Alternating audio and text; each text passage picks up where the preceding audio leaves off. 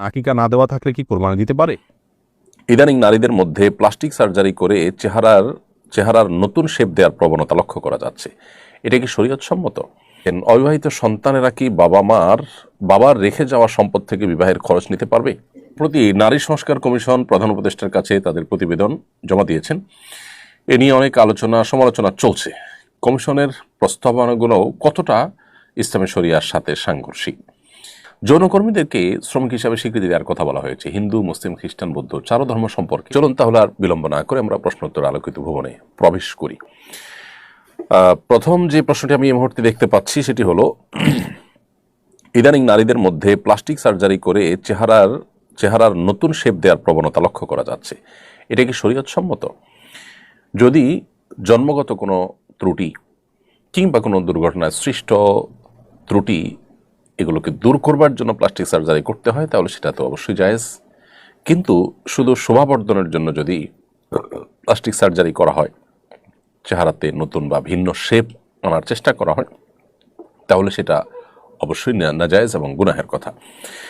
আল্লাহ রাব্বুল আলামিন কোরআনে কারিমে স্পষ্ট করে বলেছেন সূরা নিসার 119 নম্বর আয়াতে, ওয়ালা উদাল্লিন, শয়তান তার প্রতিশ্রুতির মধ্যে সে বলেছে সে কি কি কাজ করবে। তার মধ্যে একটা হলো, শয়তান বলেছে ওয়ালা উদিল্লান্নাহুম ওয়ালা উমান্নিয়ান্নাহুম ওয়ালা আমুরান্নাহুম ফালা ইউবাত্তিকুন্না আযানাল আনআম ওয়ালা আমুরান্নাহুম ফালা ইউগাইয়িরুন্না খালকাল্লাহ। শয়তান শপথ করেছে এবং সে তার অঙ্গীকার ব্যক্ত করেছে যে সে আল্লাহর সৃষ্টিতে পরিবর্তন সাধন করবে। আল্লাহ তাআলা বলেছেন লা তাবদীলা লিখালকিল্লাহ, আল্লাহর সৃষ্টিতে পরিবর্তন করা সুযোগ নেই বা করা যাবে না। আরও বিভিন্ন হাদিসও এই প্রসঙ্গে রয়েছে। সবগুলো দ্বারায় প্রমাণিত হয় যে সৃষ্টিতে ব্যাপক বা দৃশ্যমান পরিবর্তন যেটাকে বলা হয়, সেরকম কোনো পরিবর্তন সাধন করা জায়েজ নয়। যদি এটি কোনো অনন্য উপায় হয়ে কেউ করে, যেমন দুর্ঘটনা ইত্যাদির কারণে, তাহলে ভিন্ন কথা। শুধু শোভাবর্ধনের জন্য এই ধরনের পরিবর্তন করা জায়েজ নয়। এর ফলশ্রুতিতে দুনিয়াতে অনেক ব্যত্যয়, বিশৃঙ্খলা তৈরি হবে। আমরা জানি যে পৃথিবীতে এখন আধুনিক জ্ঞান বিজ্ঞানের উন্নতির এই সময়ে মানুষের কাছে অনেক অ্যাক্সেস আছে, যে অ্যাক্সেসগুলোর সবগুলোর ব্যবহার মানব সভ্যতাকেই বিলুপ্তির দিকে নিয়ে যেতে পারে, সমাজকে বিশৃঙ্খল পরিস্থিতির মধ্যে নিয়ে যেতে পারে। এরকম একটা পরিস্থিতিতে আমাদের দায়িত্বশীল অবস্থান গ্রহণ করাটা অনেক বেশি গুরুত্বপূর্ণ। এরপরে প্রশ্ন করেছেন সামিয়া সুলতানা রিনা, আপনি লিখেছেন অবিবাহিত সন্তানেরা কি বাবার রেখে যাওয়া সম্পদ থেকে বিবাহের খরচ নিতে পারবে? দেখুন, অবিবাহিত সন্তান যারা এখনো বিবাহ করেন নাই, এদিকে বাবা মারা গেছেন, বাবা মারা যাওয়ার পরে বাবার রেখে যাওয়া পরিত্যক্ত সম্পদ থেকে আগে ভাই বোনেরা বাবা বেঁচে থাকতে তার সম্পদে তারা বিয়ে করেছেন বা বাবা তাদের বিয়ে দিয়েছেন নিজের খরচে, এখন সেই অজুহাতে অবিবাহিত সন্তানরা বাবার মৃত্যুর পর পরিত্যক্ত সম্পদ থেকে নিজেরা বিয়ের খরচ নিতে পারবেন না। কারণ মানুষের মৃত্যুর পরপর সেই সম্পদের মালিকানা আর মৃত ব্যক্তির থাকে না। সেখানে মৃত ব্যক্তির ঋণ পরিশোধের জন্য যতটুকু সম্পদের প্রয়োজন ততটুকু, এর বাইরে ওসিয়ত করে থাকলে সেটা 1/3 পর্যন্ত কার্যকর হয়ে থাকে ততটুকু, এর বাইরে বাকি সম্পদ পুরাটুকুরই মালিকানা হলে মূলত ওয়ারিসদের। অতএব এখানে এক সন্তান অবিবাহিত, তিনি বিয়ে করে সেখান থেকে যদি টাকা খরচ করেন, তাহলে সেক্ষেত্রে অন্যান্য যারা আছে, যারা এই সুযোগটা নিচ্ছে না বা এই টাকাটা তারা পাচ্ছে না, তারা কিন্তু বঞ্চিত হবে। এখন প্রশ্ন হলো যে আগের যে সমস্ত সন্তানরা বাবার সম্পদে বিয়ে করেছেন, বাবা তাদেরকে বিয়ে করিয়েছেন নিজের টাকায়, তো এখান থেকে তো এই সন্তান বঞ্চিত হলো। এর উত্তর হলো, কেউ জীবদ্দশায় তার সম্পদ থেকে কিছু যদি কাউকে দান করে, গিফট করে, উপহার দেয়, কারোর জন্য ব্যয় করে, খরচ করে, এটা একান্তই তার ব্যাপার এবং সে অধিকার তার আছে। অতএব বাবার বেঁচে থাকার সময় তিনি যা খরচ করবেন সেটা তার একান্ত ঐচ্ছিক বিষয়। তিনি কাকে দিবেন না, বা ছেলেদের মধ্যে কারোর ব্যাপারে প্রযোজ্য হয়েছে তাকে দিয়েছে, যার ব্যাপারে প্রযোজ্য হয় নাই তাকে দিতে পারেন নাই, সেটা ভিন্ন বিষয়। কিন্তু মৃত্যুর পর এটা তার থাকে না, এটা সবার হয়ে যায়। অতএব এখান থেকে একজন বিশেষভাবে সুবিধাটা নিতে পারবে না। এরপর প্রশ্ন হলো, সম্প্রতি নারী সংস্কার কমিশন প্রধান উপদেষ্টার কাছে তাদের প্রতিবেদন জমা দিয়েছেন। এ নিয়ে অনেক সমালোচনা চলছে।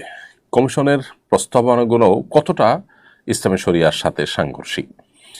দেখুন প্রিয় দর্শক, শুধুমাত্র ইসলামী শরিয়ার সাথে সাংঘর্ষিকই নয়, বরং বাংলাদেশে যত ধর্মের মানুষ বসবাস করে, মুসলিম ছাড়াও খ্রিস্টান, হিন্দু, বৌদ্ধ, অন্যান্য ধর্মাবলম্বী যারা আছে, তাদের প্রায় সবার ঐক্যমতে অনেকগুলো পয়েন্ট আছে এই প্রস্তাবনায়, এই সুপারিশনামায়, যেগুলোতে সকল ধর্মের মানুষই ভিন্ন মত পোষণ করে। অর্থাৎ আমরা বলতে পারি যে যে সমস্ত বিষয়গুলোতে জাতীয় ঐক্য রয়েছে সে বিষয়গুলোর বিরুদ্ধেও এই তথাকথিত নারী সংস্কার কমিশন অবস্থান নিয়েছে।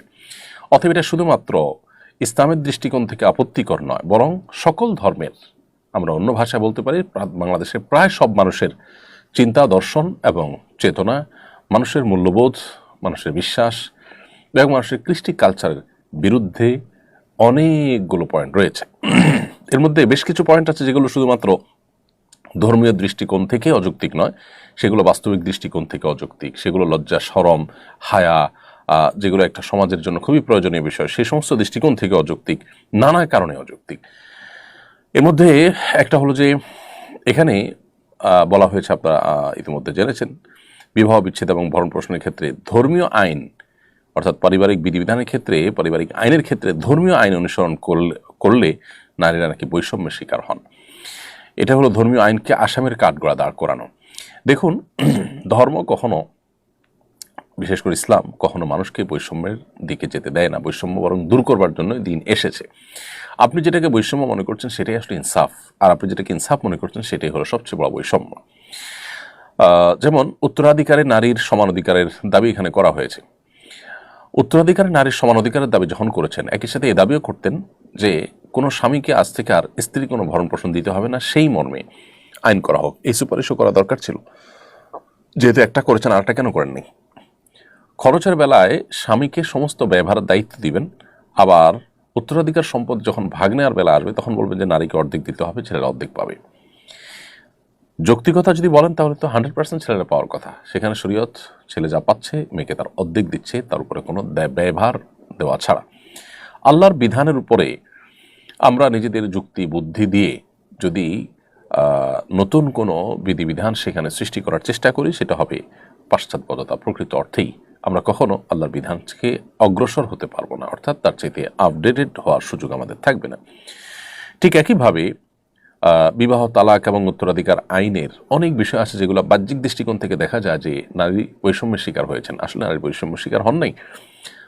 যখন আমরা ডিপে ঢুকবো বা একটু ডিটেল আলোচনা করবো, যেমন এই যে ভরণ পোষণের ক্ষেত্রেই, ভরণ পোষণ যখন স্বামীর উপরে বর্তায় প্রচলিত আইনেও, এটাকে তুলে দেওয়ার জন্য আমরা কেউ বলছি না, নারী সংস্কার বিষয়ক কমিশন তারাও বলছেন না, তাহলে সেটাকে ঠিক রেখে আপনি বলছেন যে সম্পদে অর্ধেক অর্ধেক লাগবে, এটা কীভাবে যৌক্তিক হতে পারে?